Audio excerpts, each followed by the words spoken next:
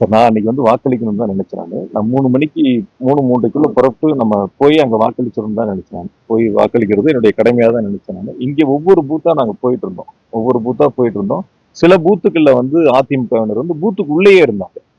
சில பூத்துக்குள்ள பூத்துக்கு உள்ளேயே இருந்தாங்க. ஏஜென்ட் இல்லாதவங்களும் பூத்துக்குள்ளேயே இருந்தாங்க. அதெல்லாம் வந்து எங்களுடைய ஏஜென்ட்டுகள் வந்து சுட்டி காட்டினா கூட சில இடங்கள்ல வந்து அவங்கள வெளியேற்றுறதுக்கு முயற்சி எடுத்தா கூட அவங்க ஒரு ஒரு விதமான உங்களுக்கு தெரியும் எப்படி வந்து இங்க ஒரு பிரச்சனையை உருவாக்குறதுக்கு சட்டம் ஒழுங்கு வந்து எப்படி வந்து கெடுக்கணும்னு நினைச்சாங்க. எந்த மாதிரியான நடவடிக்கையில 2-3 நாட்களா கடைசியா இருந்தாங்க. போய் மறியல்லாம் பண்ணாங்க. மாவட்ட ஆட்சியர் உள்ள மறியல்லாம் பண்ணி தேர்தலாம் நிறுத்தணும் அப்படிங்கிற அந்த சூழலுக்கு போனாங்க. கடைசி அந்த 2 மணி நேரங்கள்ல ஒரு ஒரு ஒரு பரபரப்பான சூழல் இருக்கக்கூடிய அந்த காரணத்தினாலதான் நான் வாக்களிக்க போக முடியாத ஒரு சூழல் ஏற்பட்டது. ஏன்னா முழுமையா இங்க இருந்து பார்க்க வேண்டிய அவசியம் ஏற்பட்டதால் தான் நான் வாக்களிக்க போக முடியல. உள்ளபடியே நான் போகணும் 3 மணிக்கு புறப்பட்டு 5 மணிக்கு நாங்க போய் ஓட்டு போடணும்னு நினைச்சு கடைசி கட்டம் ஒரு பரபரப்பான ஒரு சூழல் ஏற்பட்டது. அந்த சூழலை தவிர்க்க வேண்டும். ஏதாவது வந்து இங்க ஒரு கடைசி 2 நாட்கள் ஏற்பட்டதை போல ஒரு பதட்டம் ஏற்பட்டு விடக் கூடாது என்ற காரணத்தினால்தான் முழுமையாக இங்கிருந்து நான் வாக்களிப்பதை கவனிக்கக்கூடிய அந்த பணியை நான் கையில் எடுத்தேன். வேற ஒன்றும் இல்லை சார். அதாவது நான் என்னுடைய காரணங்கள் சொல்றேன். அதாவது 2 விதங்கள். நான் கேண்டேன் தான் சார். நான் அதாவது வந்து அங்க போய் இங்க ஒரு பதட்டம் ஏற்படணுமா இல்ல அங்க போகணுமா நான் முடிவெடுக்கணும். அது என்னுடைய உரிமை. அது நீங்க சொல்ல வேண்டியது என்னுடைய உரிமை. அது நீங்க உங்களுக்கு ஒரு கடமை இருக்கிற மாதிரி எனக்கு ஒரு கடமை இருக்கு. வாக்களிப்பதும் கடமை. என்னுடைய தொகுதியில நான் போட்டியிடக்கூடிய தொகுதியில எந்த பதட்டமும் ஏற்பட்டு விடக்கூடாது. அது சுமூகமா தேர்தல் நடத்தணுங்கிறது என்னுடைய கடமை. என்னுடைய கடமை தான். அந்த 2 கடமைகள்ல நான் புறப்படக்கூடிய சூழலை இங்க ஒரு பதட்டம் ஏற்பட்டது. அந்த பதட்டத்தை தவிர்க்க வேண்டும், தணிக்க வேண்டும்ங்கிறதுதான் இங்க இருந்து நான் அந்த களப்பணியில பார்த்தேன். அதுல ஒன்றும் மாற்று கருத்து இல்லை.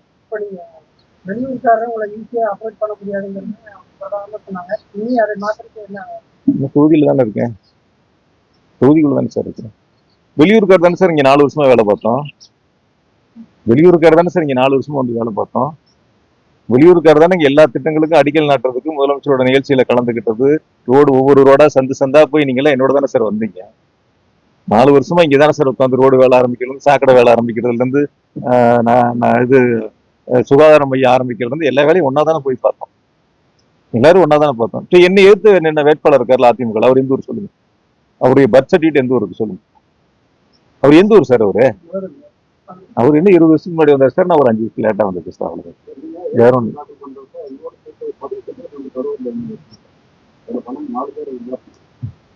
என்ன காரணமா இருக்கும் பின்னாடி பார்த்தா உங்களோட போட்டோ இருக்கு. அவங்க போஸ்ட்ல இருக்கு. இது முதல்ல வச்ச குற்றச்சாட்டுனா அவங்களோட ஆளுங்க நீங்க வந்து திருப்பி நாடாளுமன்ற தேர்தல் இருந்தது. முன்னாடி நாடாளுமன்ற தேர்தல் நடந்தது. அப்ப சில பேர் போட்டிட்டாங்கல்ல, அதுல வேட்புமனு தாக்கல் பண்ணாங்க. அவங்களே எந்தெந்த ஊரை சார்ந்தோம். ஒருத்தர் 2 பேர் இருந்தா என்ன சார்? 5 பேர் இருந்தா என்ன சார்?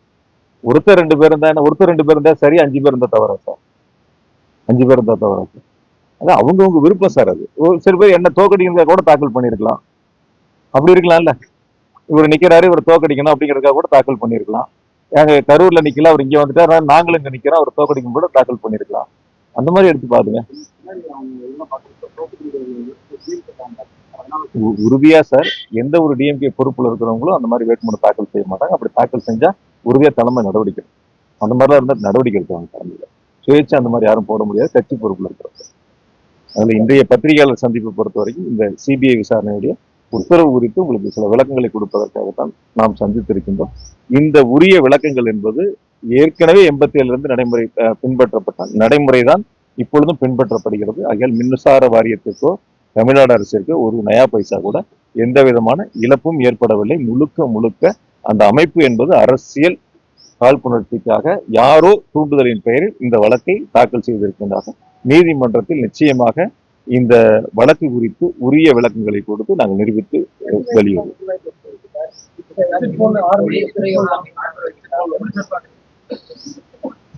உறுதியா சொல்றேன், தமிழ்நாட்டில் 2வது முறையாக மாண்புமிகு தளபதி அவர்கள் முதலமைச்சராக ஆட்சி பொறுப்பை ஏற்பார்கள். அது உறுதி, எந்த விதமான மாற்று கருத்தும் இல்லை. கோவையை பொறுத்தவரை 10 தொகுதிகளும் திமுக கூட்டணி வெற்றி பெற வேண்டும் என்ற முனைப்போடு நாங்கள் தேர்தல் களத்தில் நின்று மிக சிறப்பாக தோழமை இயக்கங்களை அரவணைத்து பணியாற்றி இருக்கின்றோம். நாங்கள் எடுத்திருக்கின்ற முயற்சி 10க்கு 10 வெற்றி என்ற இலக்கை நோக்கி நாங்கள் பயணித்திருக்கின்றோம். நிச்சயமாக வெற்றி பெறுவோம். மேற்கு மண்டலத்தை பொறுத்தவரை 35 தொகுதிகள் மாண்பு முதலமைச்சர்கள் என்னிடத்திலே பணியாற்றக்கூடிய வாய்ப்பை தந்த தொகுதியில் 35 தொகுதியிலும் வெற்றி பெற வேண்டும் என்ற முனைப்போடு தான் நாங்கள் தேர்தல் பணிகளை முன்னெடுத்திருக்கின்றோம். நிச்சயமாக நாங்கள் வெற்றி பெறுவோம். இந்த தேர்தல் களத்துல அதிமுக திமுக ரெண்டுமே சம அளவுல பணத்தை வந்திருக்கிறார்கள் என்ற குற்றச்சாட்டை அதாவது ஒரு சுயேட்சை கூட ஒரு குற்றச்சாட்டு சொல்லுவாங்க. சுயேட்சை கூட ஒரு குற்றச்சாட்டு சொல்லுவாங்க. இப்ப நீங்க என்னோட தொகுதியில இருக்கிற அதிமுக போய் தேர்தலை நிறுத்தணும் அப்படின்னு போய் ரோட்ல உட்காந்துட்டாரு. அவர் தோல்வின்னு வரும்போது அந்த தோல்வியை மறைப்பதற்கு அல்லது தோல்வியை ஏற்றுக்கொள்ள முடியாதவர்கள் பல்வேறு குற்றச்சாட்டுகளை சொல்லுவாங்க. அந்த குற்றச்சாட்டுகள்ங்கிறது நிரூபிக்கணும்ல. யார் மேல வேணாலும் எந்த குற்றச்சாட்டுகள் வேணாலும் சொல்லலாம். எந்த குற்றச்சாட்டுகள் வேணாலும் சொல்லலாம். என் மேல எவ்வளவு குற்றச்சாட்டுகள் சொல்றாங்க. 5 எலெக்ஷன்ல ஜெயிச்சிருக்கேன், இப்ப 6வது எலெக்ஷன். அவங்க எல்லாம் என்னன்னா மக்கள் மட்டத்துல போய் மக்களை சந்திச்சு வீழ்த்த முடியாதவர்கள் தனிப்பட்ட முறையில காழ்ப்புணர்ச்சிக்காரமா பல்வேறு குற்றச்சாட்டுகளை முன்வைக்கிறத வாடிக்கையா வச்சிருக்காங்க. அந்த குற்றச்சாட்டுகள் சரியா தவறாங்கிறது தீர்மானிக்கிறது மக்கள் தான். 4ஆம் தேதி வாக்கு எண்ணிக்கை முடியட்டும் சார். நம்ம எல்லாம் ஒரே வாக்கு மையத்துல தான் இருக்க போறோம். வாக்கு எண்ணிக்கை முடிந்து அன்னைக்கு நான் உங்களை சந்திப்பேன் கண்டிப்பா. அன்னைக்கு பேசுவேன் எனக்கு எப்படி இருக்கு. குறிப்பிட்ட ஒரு கூட்டம் வந்து அவர் வந்து முதல்வராக வாக்கு முடிவு தோல்வி அடைஞ்சா தவறான முடிவுகள்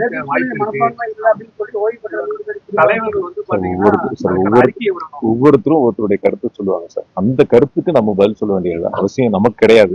எனக்கு அது கிடையாது. நீங்க ஒரு கருத்து சொல்லலாம், சார் ஒரு கருத்து சொல்லலாம், அவர் சார் இன்னொரு கருத்து சொல்லலாம். அது உங்களுடைய கருத்து. அதுக்கு நான் பதில் சொல்லி விளக்கம் சொல்ல வேண்டிய அவசியம் கிடையாது.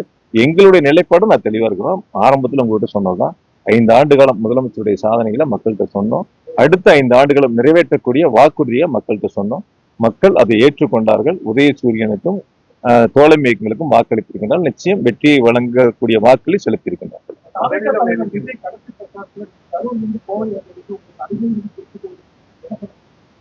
அதாவது நான் வந்து பல நேரங்கள்ல சொல்லியிருக்கேன். சில பேர்த்த பத்தி பதில் சொல்லி என்னோட நேரத்தை வீணடிக்க வேண்டியதில்லை, உங்களோட நேரத்தை வீணடிக்க வேண்டியதில்லை. அரசியல் களத்துல வந்து பொதுவா நான் ஒரே ஒரு கருத்தை மட்டும் சொல்றேன். கரூர்ல நடந்த கூட்டம் அவங்க கூட்டம். இறந்தது 41 பேர். பாதிக்கப்பட்ட பல பேர் மருத்துவமனையில் இருந்தாங்க. அன்னைக்கு எல்லாம் விட்டுட்டு ஓடிட்டாங்க. கூட்டம் நடத்தினவங்களாம் விட்டுட்டு ஓடிட்டாங்க. நான் தான் போய் ஹாஸ்பிட்டல்ல நின்னேன். கூட மற்ற கட்சிகளும் வந்தாங்க, நான் வரலன்னு சொல்ல. அங்க லோக்கல்ல நாங்க தான் போய் நின்னோம். போய் நின்று மக்களுக்கு தேவையான உதவிகளை செஞ்சோம். அதனால வந்து விட்டுட்டு ஓடி போறவங்களை பத்தியோ மக்களை பத்தி சிந்திக்காதவங்களை பத்தியோ நம்ம பேசி நேரத்தை வீணடிக்க வேண்டியது.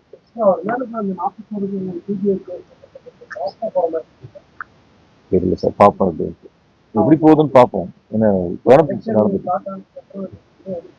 பார்ப்போம், பொறுத்திருந்து பார்ப்போம். அதனுடைய முடிவு எப்படி வருதுன்னு பார்ப்போம், எந்த மாதிரி இருக்குன்னு. யாருக்கு யார் வசதியா வேணாலும் சொல்லிக்கலாம் சார். யாருக்கு யார் வசதியா வேணாலும் சொல்லிக்கலாம். அது ஒன்றும் பிரச்சனை. நான் தெளிவா சொல்றேன், இறுதியா சொல்றேன், உறுதியா சொல்றேன். 2வது முறையாக மாண்பு தளபதி அவர்கள் முதலமைச்சராக ஆட்சி பொறுப்பை ஏற்றார்கள்.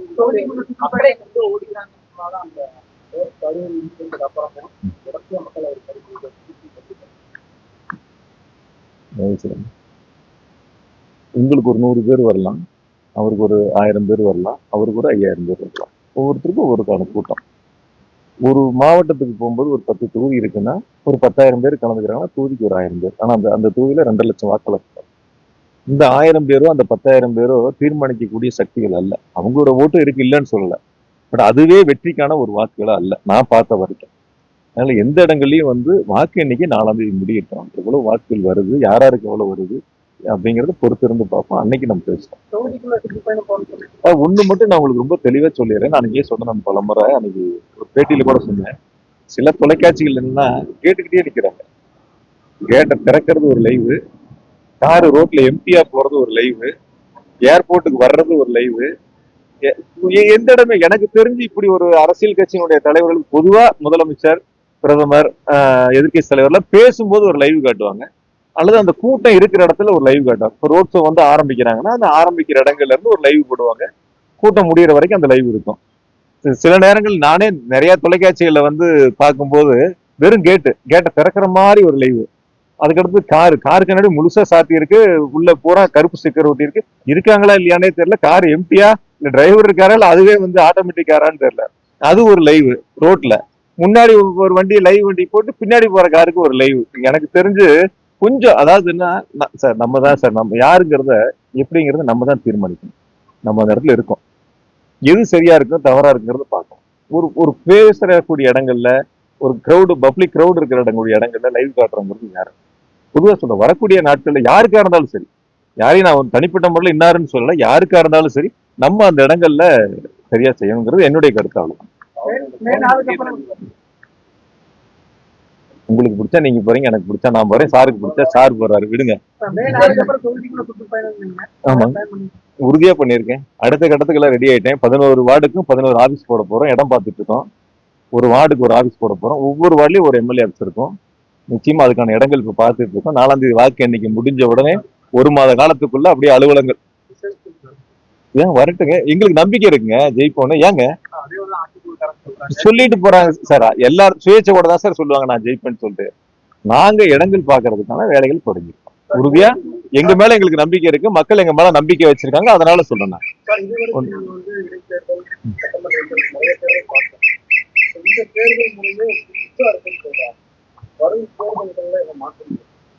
புதுசா இருக்குன்னு எனக்கு ஒண்ணும் தெரியல சார்.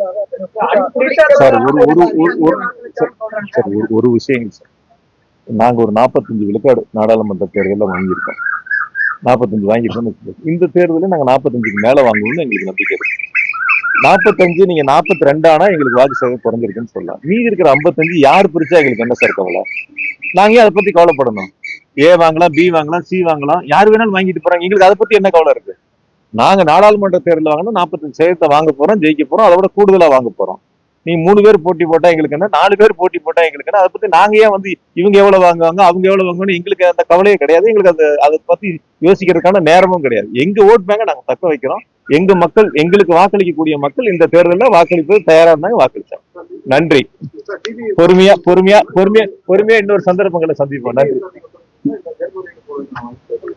இல்ல அது சம்பந்தமா எந்த முடிவும் இப்ப எடுக்கல. வழக்கறிஞர்கிட்ட பேசிட்டு அப்புறம் முடிவு எடுப்போம். வழக்கறிஞர்கிட்ட பேசிட்டு முடிவு எடுப்போம். ஏன்னா இப்ப இன்னைக்கு காலையில தான் வந்திருக்கு. இன்னும் முழு ஆர்டர் வரணும் சார். அது அவருடைய நீதிமன்றத்தினுடைய முழு ஆர்டர் வந்த பிறகு அதை படிச்சுட்டு அதுக்கப்புறம் தான் அவர் சொன்னா முடிவு எடுப்போம். நன்றி.